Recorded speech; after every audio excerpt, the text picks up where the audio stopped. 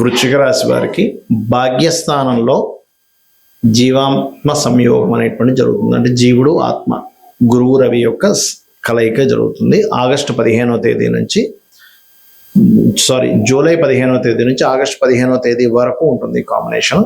అయితే ఈ గురువు 2, 5 అధిపతి, రవి దశమాధిపతి భాగ్యంలో ఉంటున్నారు.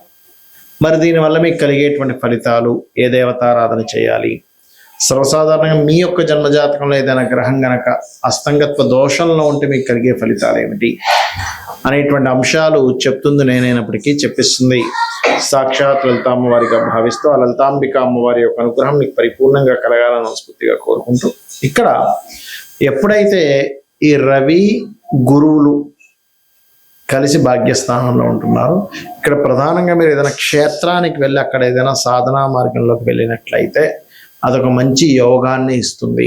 9వ స్థానాన్ని మనం క్షేత్రంగా చెప్తూ ఉంటాం. అయితే ఇక్కడ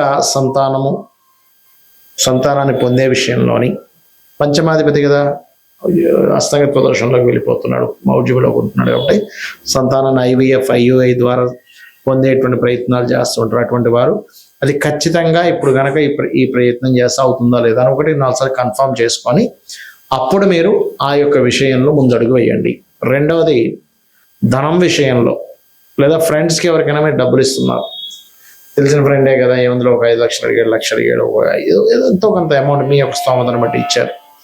ఈ సమయంలో మీరు ఫ్రెండ్స్కి ధనం ఇచ్చిన, క్రియేటివ్ సంబంధంగా మీరు ఏదైనా ఖర్చు పెట్టినా అది ఇబ్బంది అవుతుంది, అది స్ట్రక్ అయిపోతుంటుంది. అదేవిధంగా కొన్నిసార్లు బ్యాంక్ రూల్స్ని అధిగమించడం వల్ల ఒక్కోసారి మనీ బ్యాంకుకి సంబంధించినటువంటి విషయాల్లో కొంత ఇబ్బంది అవుతూ ఉంటుంది. అటువంటి విషయాల పట్ల కూడా మీరు జాగ్రత్త వహించాలి, గుర్తుపెట్టుకోండి. ఇక మీరు ఈ లాంగ్ జర్నీస్ వెళ్ళేటప్పుడు అది కొంత జాగ్రత్తగా ఉంటూ ఉండండి. అయితే మీరు ఈ యొక్క కాంబినేషన్స్లో తండ్రి గారి ఆరోగ్య విషయంలో కూడా కించిత్ జాగ్రత్తగా ఉండాలి. కొంచెం వాళ్ళు ఏదైనా ఓవర్ కొలెస్ట్రాల్ ఎక్కువయ్యే ఫుడ్ తీసుకుని ఇట్లాంటివి తగ్గించమని చెప్పాలి. అయితే ఈ ఉద్యోగంలో మార్పులను కూడా 9వ స్థానంలో అధిక గ్రహాలు ఉన్నందుకు 10వ స్థానంలో కేతువు తగ్గిస్తున్నాడు. నిర్ణయ స్థానం, ఇప్పుడు 5వ స్థానంలో శని ఉన్నాడు. మీకు ఎలాగో ఇప్పుడు ద్వితీయాధిపతి అయినటువంటి గురువు కంబస్ట్ అవుతున్నాడు. కాబట్టి నిర్ణయాలు తీసుకునేటప్పుడు కాస్త జాగ్రత్తగా తీసుకుంటూ, ముఖ్యంగా నవగ్రహాల్లో శని, రవి, గురు, కేతువు ఈ 4 గ్రహాల దగ్గర దీపారాధన చేస్తూ కాలభైరవుడి యొక్క అష్టకం చదువుకోండి. ఎక్కువగా మీరు ఎంత కాలభైరవుడు అష్టకం చదువుకుంటూ ఉంటే అంత బాగుంటుంది, గుర్తుపెట్టుకోండి. గోచారంలో జరిగేటువంటి గురువు కానీ శుక్రుడు కానీ ఉన్నప్పుడు దాన్ని మౌఢ్యమే అంటారు.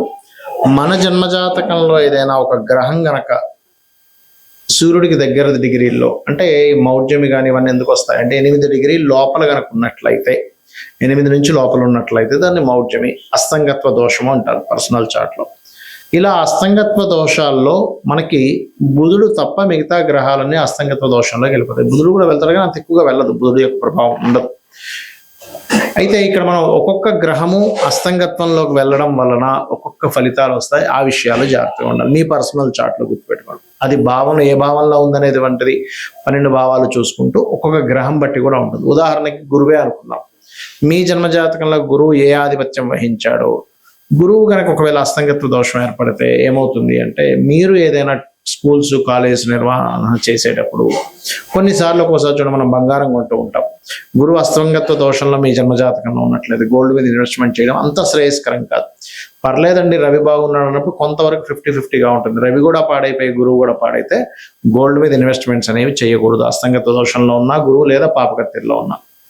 అదేవిధంగా కొన్నిసార్లు అమావాస్య యోగంలో పుడుతూ ఉంటారు కదా, అంటే అప్పుడు చంద్రుడు చాలా క్లోజ్ డిగ్రీల్లో సూర్యుడి దగ్గరికి వచ్చేసాడు, చంద్రుడేమో క్షేణ చంద్రుడే. అలాంటప్పుడు ఏంటంటే మీరు అమావాస్య నాడు పితృదేవతా సంబంధించిన కార్యక్రమాలు చేయడము, మరియు అదేవిధంగా మరొక విషయం ఏంటంటే ఇక్కడ వీటితో పాటు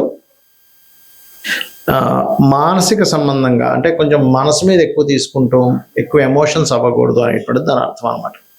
అదేవిధంగా కొంతమందికి కుజుడు చాలా క్లోజ్ కంజంక్షన్లో రవితో కనెక్ట్ అవుతాడు. అలాంటప్పుడు ఏమవుతుందంటే వీళ్ళకి సర్వసాధారణంగా తండ్రి కొంచెం అగ్రెసివ్గా ఉండడం, అదేవిధంగా మీకు ఆ పోర్ట్ఫోలియోస్ ఏమొచ్చే దాన్ని బట్టి ఉంటుంది. కాకపోతే ఇక్కడ ఏంటంటే ఏదైనా ఖాళీ ల్యాండ్లు, అందులో ముఖ్యంగా గవర్నమెంట్ ల్యాండ్స్ తీసుకుంటూ ఉంటాం ఆక్షన్ జరిగినప్పుడు. కాబట్టి ఆ ఆక్షన్లో తీసుకునేటువంటి ప్రభుత్వ సంబంధించిన ల్యాండ్స్ తీసుకునేటప్పుడు 1-4 సార్లు మళ్ళీ చూసుకొని తీసుకోవాలి, అందులో ఏదైనా దోషం ఉందా ఏంటి అనేటువంటిది.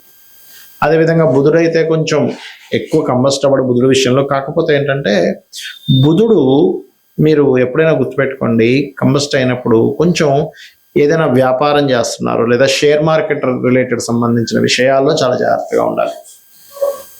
అదేవిధంగా శుక్రుడు అనుకోండి, వివాహము, చాలా మందికి శుక్రుడు కనుక క్లోజ్ కంజంక్షన్లో కనుక రవితో ఉన్నట్లయితే అప్పుడు ఏమవుతుంది అంటే మీకు అది వివాహము, వివాహ జీవితము, స్పర్మ్ కౌంటింగ్ తక్కువగా ఉండడము, లేకపోతే కొంతమందికి లేడీస్కి అయితే వాళ్ళకి చూడండి ఒక్కోసారి వాళ్ళు ఈ thyroid related issues, హార్మోనియల్ related issues వస్తూ ఉంటాయి.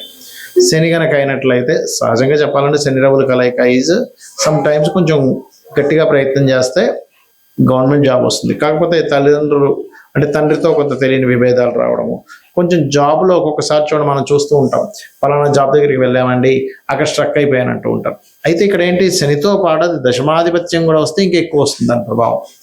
రాహువు కేతు అయితే గ్రహణ సమయాలు అవి పెద్దగా కంబస్టవ్ దీనికి, ఎందుకంటే ఛాయాగ్రహాలు నిజమైనటువంటి గ్రహాలు కావు నోట్స్ కాబట్టి.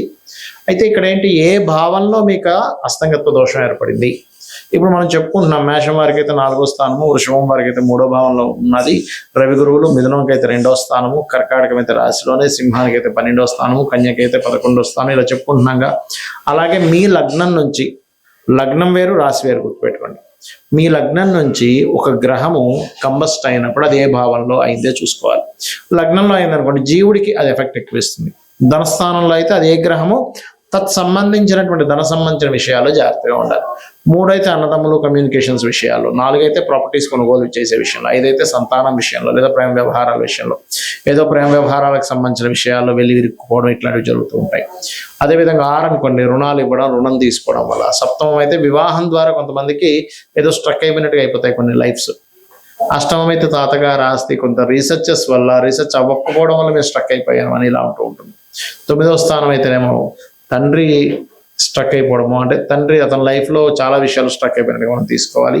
అదేవిధంగా హైయర్ ఎడ్యుకేషన్ బ్యాక్లాగ్స్ ఉండిపోవడం, ముందుకు కదలకపోవడం, ఏదో కారణాల వల్ల ఇబ్బంది వస్తూ ఉంటుంది. 10వ స్థానం అయ్యి అందులో ముఖ్యంగా శని అయితే వీళ్ళు ఉద్యోగం చేసే విషయంలో ముందుకు వెళ్ళలేకపోతుంటారు. అప్పుడు వ్యాపార యోగం ఏమైనా ఉందేమో చూసుకోవాలి. లాభం అయితే వ్యాపార స్థానాలు ఏదైనా ఒక లాభం ఆశిస్తున్నామో, ఎక్స్పెక్టేషన్ చేస్తున్నాము, అప్పుడు ఇబ్బంది వస్తుంది. 12వ స్థానం అయితే ఇన్వెస్ట్మెంట్ చేసేటప్పుడు పర్టికులర్గా ఆ మహాదశలు అంతర్దశలు, ఇప్పుడు ఎగ్జాంపుల్ ఒక గ్రహం ఏదైనా కంబస్ట్ అయింది అంటే అస్తంగత్వ దోషంలోకి వెళ్ళిపోయింది, దాన్ని గోచారంలో మౌఢ్యమి అనే పదంతో వాడతాం. ఇప్పుడు ఆ అస్తంగత్వం దోషంలోకి వెళ్ళిపోయినటువంటి ఆ యొక్క గ్రహం ఏదైతే ఉందో అది పర్టికులర్గా మీకు ఏ భావ సంబంధంగా ఉందో చూసుకోవాలి. ఇప్పుడు 12వ భావ సంబంధంగా ఉందనుకోండి, అప్పుడు ఇన్వెస్ట్మెంట్స్ ఆ పర్టికులర్ మహాదశ అంతర్దశలో పనికిరావు, గుర్తుపెట్టుకోండి. ఇది గోచార పరంగా కొంత పని చేస్తుంటుంది, దీని పరంగా పనిచేస్తుంది. అంటే ఎలా అంటే ఇప్పుడు చిన్న ఎగ్జాంపుల్ చెప్తాను మీకు. మీరు ఒక ప్రాంతం నుంచి మరొక ప్రాంతానికి వెళ్ళాలి, దానికి ఒక 3-4 వేస్ ఉన్నాయి వెళ్ళడానికి, 3-4 త్రోవలు ఉన్నాయి. కానీ మీరు వెళ్ళే త్రోవ మీకు ముందుగానే ఏమంటే అక్కడంతా వర్క్ నడుస్తుంది, రోడ్ అంతా క్లోజ్ ఉందని ఒక 2-3 కిలోమీటర్ల ముందే తెలిసింది అనుకోండి, మీరు ఏం చేస్తారు, అమ్మ అటు వెళ్తే కష్టమైతే అయితే ఇంకో రూట్లోంచి వెళ్ళిపోతారు. ఎలాగైతే మీరు వెళ్ళేటువంటి జర్నీలో కార్లోనో బైక్ మీద వెళ్ళేటప్పుడు ముందుగా తెలిసి అంత దూరం వెళ్ళి అయ్యో బ్లాకేజ్ ఉందా అని వెనక్కి వచ్చి మళ్ళీ ఇంకో రూట్లో వెళ్ళడానికి ఎలా అయితే మీకు పెట్రోలు, మనీ, శ్రమ సేవ్ అవుతాయి, ఇది ముందుగా తెలుస్తాయి. అలాగే జ్యోతిష్ శాస్త్రంలో కూడా మీకు పలానా మహాదశ అంతర్దశ వస్తుంది, ఇది ఇక్కడ కంబస్ట్ అయ్యి ఉంది, లేకపోతే ఈ గ్రహం ఇలా ఉంది, కాబట్టి మీరు ఈ విషయంలో జాగ్రత్త తీసుకోండి, ఖచ్చితంగా బాగుంటుందని చెప్పేదే జ్యోతిష్ శాస్త్రం. కాబట్టి ఈ విషయాల్లో జాగ్రత్తలు తీసుకోండి, అన్ని విధాలా బాగుంటుంది. శ్రీమాత్రే నమః.